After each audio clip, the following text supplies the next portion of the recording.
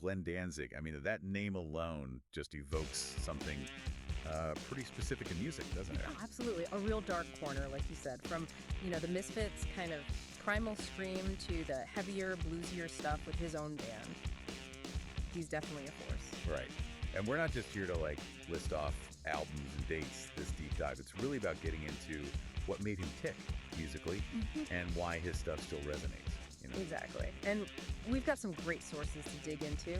All Music, Last.fm, Bombay, Denver Westward, Bearded Gentleman Music. Plus, the essential Wikipedia pages for Danzig the band, the Misfits, Sam Hain.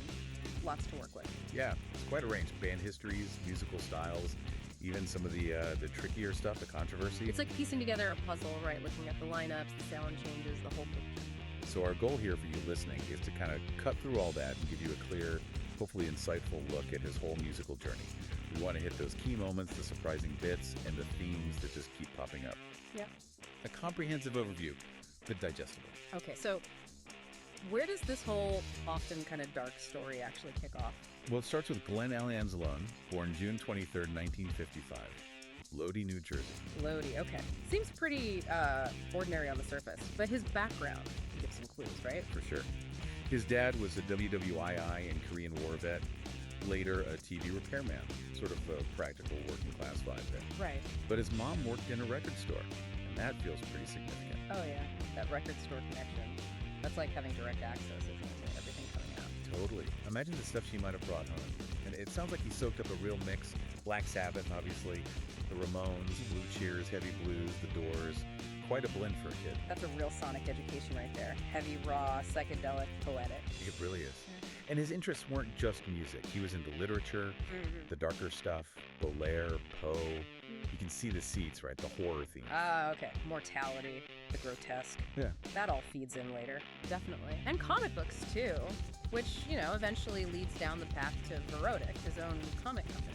So the fascination with darkness, with horror, it was there pretty early on. But what flipped the switch? What made him want to actually make music? He talks about two things, mainly.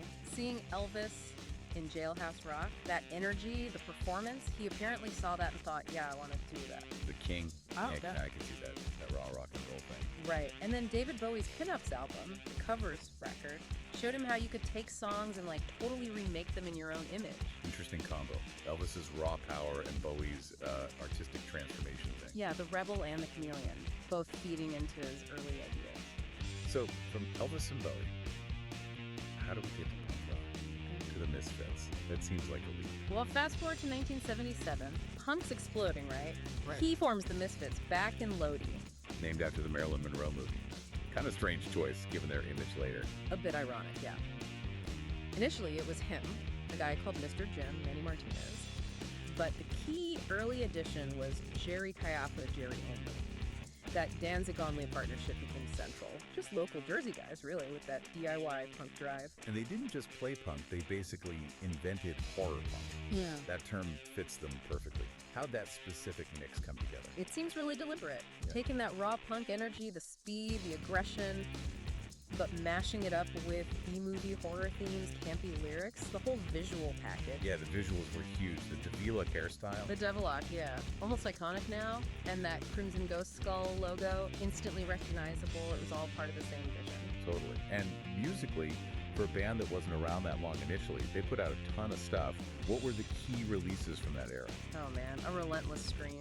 Those EPs were killer. Horror Business, Beware, 3 Hits from Hell. Yeah. Just packed with energy. Essential stuff. Absolutely. And singles like Cough Cool, Bullet, which was pretty controversial even then, Night of the Living Dead, Halloween, and of course, Die, Die, My Darling, which Metallica famously covered later. Right. That cover brought them to a whole new audience, I bet. For sure. And the albums Walk Among Us, The Heavier Earth 80 Wolf's Blood, and Stating Age, which came out later but was recorded earlier, they just laid the groundwork for so many bands. It's wild how influential they were. You mentioned Metallica, Guns N' Roses, Yeah. Green Day, AFI, My Chemical Romance. The list goes on. Punk, metal, alt-rock. Their shadow is long, definitely. So they were influential, prolific. What went wrong? Why did Danzig leave in 83? Well, the usual band stuff, internal tension, the creative differences, those definitely played a part. Always seems to happen. Right. But it also seems like Glenn's musical ideas were just evolving, moving into darker territory, maybe more atmospheric stuff that didn't quite fit the Misfits mold anymore. Ah, okay. He was already thinking beyond horror punk. Seems like it. That led him to leave and immediately start Sam Hain. Sam Hain. Right. Still dark, but different. A definite shift in mood. How would you describe that transition? What was Sam Hain about? Sam Hain started almost as a side project with Eerie Von, bassist. But after the Misfits split, it became his main focus. Musically, it's really interesting. It's like a bridge, A bridge between Misfits and what came later. Exactly. Between that raw punk and the more sort of dark, heavy, almost gothic metal sound he'd get into. You still hear the punk aggression in Sam Hain, but there's more atmosphere, maybe more complex structure sometimes, a moodier, more experimental vibe overall. And lyrically, too. Less about B-movies. Yeah, definitely. Moving more into paganism, occult stuff, but also just the grim realities of life, horrors within. Less camp, more intense. I see. More serious, maybe more introspective in a dark way. That's a good way to put it. And the lineup came together around him and Eerie Von, with guys like Steve Zing, London May, John Price later on, all adding their own flavors. They've built their own respected catalog, too, even in a shorter time frame. Yeah. What are the must-listen Sam Hain records? Oh yeah, Initium, Sam Hain III, November Coming Fire, and Final Descent, which came out after they'd morphed again. Plus the Unholy Passion EP, those are crucial. November Coming Fire. I heard James Hetfield listed that as one of his favorite albums. That's right. And Mother of Mercy ended up in Guitar Hero, Metallica. So yeah, their influence carried on in the metal world too, shows the impact. And it's Sam Hain evolving that leads directly to the band Danzig, right? This is where Rick Rubin comes in. Exactly, pivotal moment. Rubin, who was huge with Def Jam then, saw Sam Hain play in '86. He was blown away by Glenn's voice, his stage presence. Just him, or the whole band? Well, initially, the story goes, Rubin was mostly interested in Glenn as a frontman, maybe for a supergroup or something more straight up metal. But Glenn insisted that Eerie Von had to be part of the deal. So Rubin signed Sam Hain, but he clearly saw potential for something else with Glenn, something heavier, more blues-based. And that's what paved the way for the Danzig band starting in '87. So Act 3, Danzig, just his name. Seems like a statement, like this is his definitive thing now. What was the sound he was going for? Yeah, naming it after himself felt deliberate. Building a brand, maybe? Something that could last beyond specific members. Musically, it shifted towards this hard-driving, heavy metal, dark-edged, but with this really noticeable bluesy undercurrent. That's key. Right, the blues thing. You hear that a lot. You do. And over the years, they'd branch out alt metal, hard rock, even some industrial stuff later. But that heavy blues-inflected core was kind of the foundation. And that first lineup, him, Chuck Biscuits on drums, Eerie Von staying on bass, John Creasy on guitar, that's the classic lineup for many people, isn't it? The one that really nailed the sound. Totally. That quartet had a real chemistry, a powerful sound. But yeah, it's important to note, after they broke up, Danzig, the band, had a lot of lineup changes. Joey Castillo on drums was probably the longest-serving member after that classic era. Right, in the current lineup. Currently, it's Johnny Kelly, Kenny Hickey, and Steve Zing back in the fold. So it keeps evolving. Okay, let's talk about some key Danzig albums. The self-titled debut, '88, powerful start. And it had Mother on it, right, even though that song blew up later. Exactly. The debut really set the template. Heavy riffs, Glenn's commanding voice, that bluesy feel. But yeah, Mother. It didn't explode until '93 with a Thrall. Demon Sweat Live EP. That live version just hit a nerve. Radio MTV. Suddenly Danzig was mainstream. Weird how that happens sometimes, years later. Totally unexpected. Then came Danzig 2 Thinkin', Lucifuge in '90. A lot of people point to that one as being maybe their most diverse record. Why is that? What stands out about Lucifuge? It just felt broader, more of the blues came forward, maybe some more experimental moments. It wasn't just straight up metal. And Glenn's vocals on that. Really nuanced, really powerful. Many think it's his best vocal work. Interesting. And Danzig the Third, How the Gods Kill in '92. That one's a big fan favorite, I think. Yeah. And it introduced that really deep vocal style he got known for. Yes. The Cookie Monster voice, as some called it, that really deep guttural roar, became a signature for a while there. The album itself felt darker, more gothic maybe, really cemented their unique spot. Then Danzig 4P in '94. Things shifted again. Moodier. More experimental. And that was the end of the line with Rick Rubin and Def Jam. Yeah, 4P was definitely moodier, darker. It had the single Can't Speak, which got some MTV play, but it wasn't another Mother-level hit. And yeah, behind the scenes, the relationship with Rubin had run its course. They parted ways with the label. And sadly, that original classic lineup started falling apart around then too. Right. And the mid to late 90s. That was a time of real sonic shifts for Danzig, wasn't it? Yeah. Black Sideville in 96 had that heavy industrial sound. That must have thrown some fans. Oh, it definitely did. It was a conscious move into something much heavier, more abrasive, lots of industrial textures, electronic elements. Apparently, Rubin had kind of discouraged that direction before, so this felt like Glenn finally scratching that itch. Had Jerry Cantrell from Alice in Chains on it too, right? Yeah, Cantrell guested on a few tracks, which was cool. But yeah, the album really split the fan base.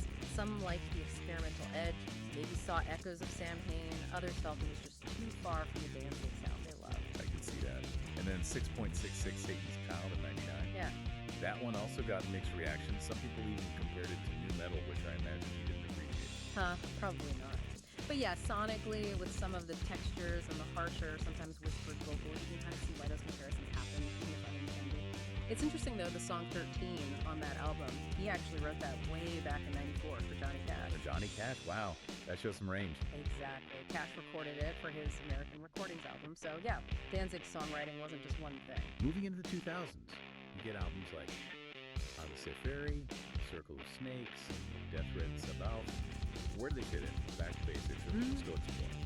Generally, those albums moved away from the heavy industrial stuff. More of a return to that darker, heavier metal sound, often bringing back some of that bluesy feel. A lot of longtime fans really rate I, Luciferi and Circle of Snakes as strong, consistent records, kind of capturing that classic Danzig vibe, but for a new era. Okay. We should also mention the Blackest of the Black tour. That was his thing, right? Showcasing darker bands. Yeah, that was his initiative, giving a platform to more underground, darker sounding bands. And the big draw for many fans. Those special sets with Doyle playing Misfit songs. That started around 2005. Oh man, yeah, huge deal. Doyle Wolfgang von Frankenstein joining Glenn on stage to play Misfits classics. First time they've done that in like over 20 years. For a lot of fans, that was the closest they'd ever get to seeing that Misfits lineup. The energy must have been insane. I bet. Now, outside the band, Glenn's always had other projects bubbling away. His comic company, Verotic, his move into directing with Verotica. What do those tell us? Verotic, which he started mid-90s, that was another outlet for those adult horror, often kind of taboo themes he loves, just in a different medium. Filmmaking. Oh, Verotica got a very particular kind of reception. Yeah, I've heard about that. But it shows he wants to create, control his vision across different platforms. And don't forget the Black Area albums, those instrumental neoclassical records. Totally different side of him. Plus there was the Lost Tracks of Danzig compilation, and he's talked for ages about maybe doing a dark blues album with Jerry Cantrell again. Still restless, still creating. Never seems content to just do one thing. Not at all. Okay, let's shift gears a bit to something more complex. The controversies.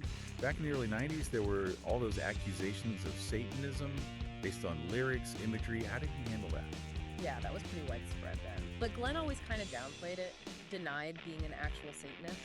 He usually said he was just fascinated by evil as a concept, you know, like a dramatic theme. Found Satan interesting as a figure in Christian theology, a symbol of rebellion, but not something he worshipped. Seemed almost amused by the controversies. Right.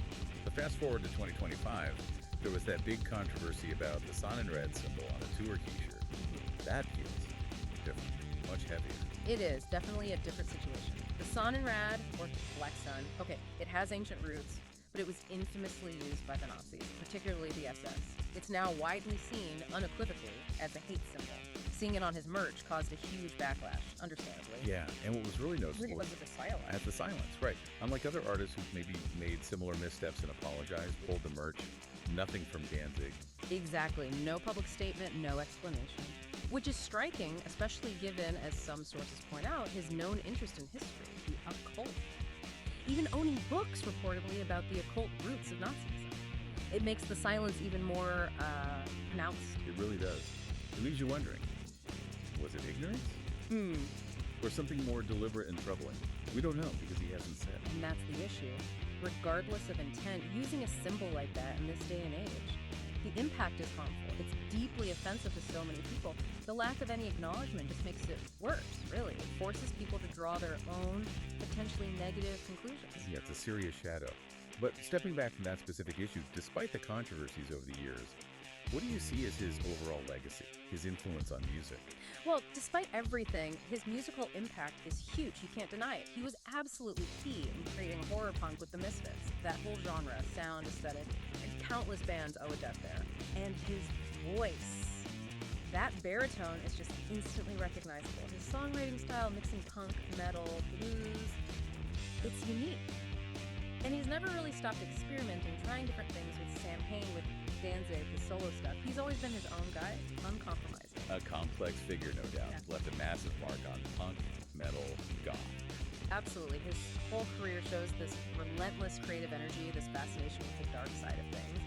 But yeah, that recent Sonnenred issue is a stark reminder about artistic responsibility, about how symbols mean different things, especially now. It makes you think about the relationship between the artist, their work, and, the world we're seeing today. So wrapping this up, considering his long, varied career, the constant exploration of darkness and controversies, what do you listening think is at the heart of his artistic vision?